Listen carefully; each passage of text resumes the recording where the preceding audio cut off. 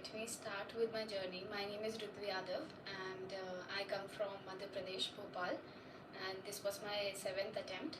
I have given 6 consecutive prelims and I have not been able to clear the prelims exam in my 6 attempts. But this time, in 2023 attempt, I was able to crack my prelims, then mains, then interview in one go. And I've secured All India rank 470 this year, and I'll be getting probably the Indian Police Services. So सबसे पहले जैसे मैंने बताया कि I could not clear my 6 consecutive prelims, तो prelims की बात करते हैं. Where did I go wrong, and this session will be in both Hindi and English.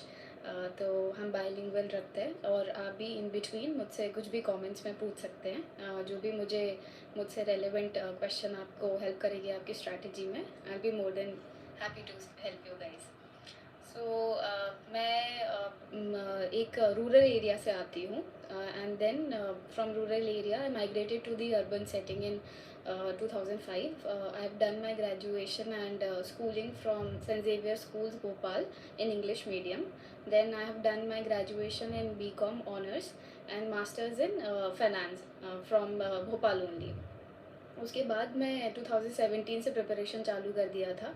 So I did my foundation course also, और 9 महीने के फाउंडेशन कोर्स के बाद तुरंत ही मैंने सबसे पहले अपना फॉर्म भर दिया. And I was like, because मैं एक बहुत अच्छी स्टूडेंट थी पढ़ने में during my school days and college days. I used to be the topper.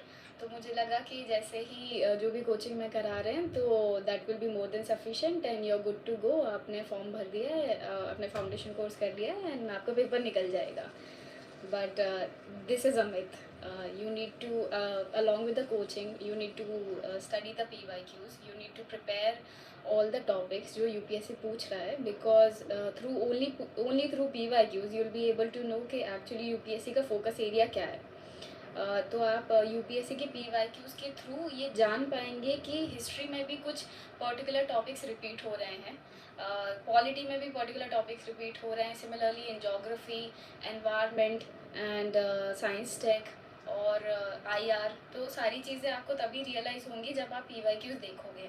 तो इन माई इनिशियल 2-3 अटैम्प्ट्स मैं सिर्फ कंटेंट के पीछे भाग रही थी इन GS, एंड उसके चक्कर में I accumulated a lot of knowledge. मैंने NCERTs भी पढ़ी, मैं स्टैंडर्ड बुक्स पे भी गई, और उसी के साथ मैंने कुछ एक्सटर्नल बुक्स भी पढ़ी, जैसे लूसेंट वगैरह, जो उस टाइम पे रिक्वायर्ड नहीं थी. And I used to be over prepared, and in those 2 hours of the exam मैं प्रेशर में आ जाती थी. और जब मैं, क्योंकि मैं PYQ देख के नहीं जाती थी, तो मुझे नहीं पता था कि एग्ज़ाम का पैटर्न क्या है और कैसे एलिमिनेट करना है, वहाँ कॉमन सेंस लगाना है और अपने प्रेशर को पूरा कंट्रोल करके आपको उन्हीं 2 घंटे में आंसर निकालने हैं. And the best part about the UPSC exam is that they do not, वो नहीं आपसे चाहते हैं कि आप 200 में से 200 लेके आओ.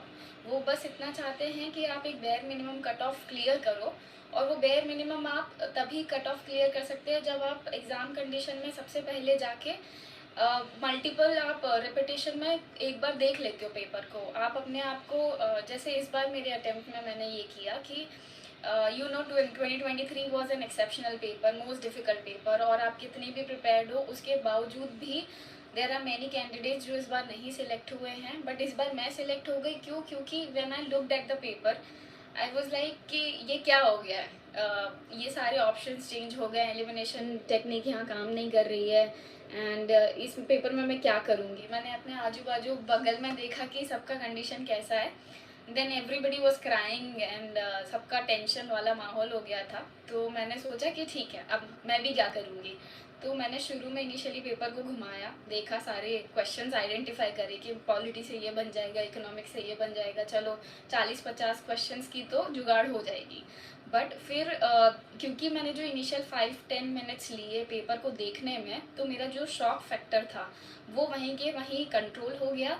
And I was constantly smiling at the paper कि अगर मेरा नहीं होगा तो किसी का भी नहीं होगा, क्योंकि सबके लिए पेपर डिफ़िकल्ट है. And that worked for me. I took my pressure of, और चाहे कितना भी डिफ़िकल्ट पेपर हो, वही स्ट्रैटेजी लगी, वही PYQ. क्योंकि मैं अपने 4थे 5वें अटैम्प्ट में I was completely focusing on the PYQ, और पहले के सारे अटेम्प्ट में मैंने इतने सारे टेस्ट लगाए, इतनी सारी कोचिंग के टेस्ट लगाए, चाहे वो विजन हो, फोरम हो, इनसाइट हो, नेक्स्ट आईएएस हो, सारे क्वेश्चन से मुझे नॉलेज तो बिल्ड अपॉन हुआ, कंटेंट तो बिल्ड अपॉन हुआ, और हमेशा I use to score very good in my mock test. 100 के ऊपर आ रहे हैं, 120 के ऊपर आ रहे हैं, एंड मुझसे हमेशा लोग बोलते थे कि you are always ready to clear this paper, but पता नहीं वहाँ पे I was not able to control my pressures, तो उस चक्कर में नहीं हुआ। फिर लास्ट के 5th और 6th अटेम्प्ट में I was not able to crack my CSAT exam, but फिर मैंने सी सैट की भी स्ट्रैटेजी बनाई। In the last GS I scored around 98 in GS and around 72 in my CSAT paper. तो मैं इस condition में मैंने क्या किया कि सी सैट के लिए मैंने फिर से PYQ पे गई। मैंने आइडेंटिफाई किया कि PYQ में कुछ थीम्स है जो सी सैट पेपर में आ रहा है, जैसे कि नंबर सिस्टम आ रहा है, उससे अराउंड 10 to 12 क्वेश्चन आपके डायरेक्टली इनडायरेक्टली आ रहे हैं। सिमिलरली आप देखो परमिटेशन कॉम्बिनेशन के 4-5 क्वेश्चन आ रहे हैं, पैसेजेस के लगभग 25 से 32 क्वेश्चन आ रहे हैं, और उसके अलावा आपकी लॉजिकल रीजनिंग आ रही है, अजम्पशन बेस्ड आ रहे हैं, डेटा सफिशिएंसी के क्वेश्चंस आ रहे हैं, सिलॉग्स के क्वेश्चंस आ रहे हैं। तो अगर आप पूरा सी सैट नहीं भी पढ़ते हो, प्रॉफिट एंड लॉस नहीं पढ़ते हो, एज नहीं पढ़ते हो, एवरेज नहीं पढ़ते हो, बट आपने ये कुछ टॉपिक्स अच्छे से कर लिए और इनके PYQs लगा लिए, इनका एक पैटर्न पता कर लिया। जैसे इस बार के पेपर में हुआ, 1-2 क्वेश्चन ऐसे थे जो डायरेक्ट PYQ की थीम से निकाले हुए सी सैट के क्वेश्चन थे। अगर आपने वो PYQ सॉल्व किया था तो आप 5 सेकेंड में उसका आंसर निकाल सकते थे। तो this is how PYQ helps. आपका एक बहुत ही आपका पूरा दायरा जो है वो क्लियर हो जाता है कि आपको इतना ही पढ़ना है। Everything under the sun is the syllabus of UPSC, but if you study and stick to the PYQs, your life will be sorted. You will be sorted. You will not have to waste your attempts.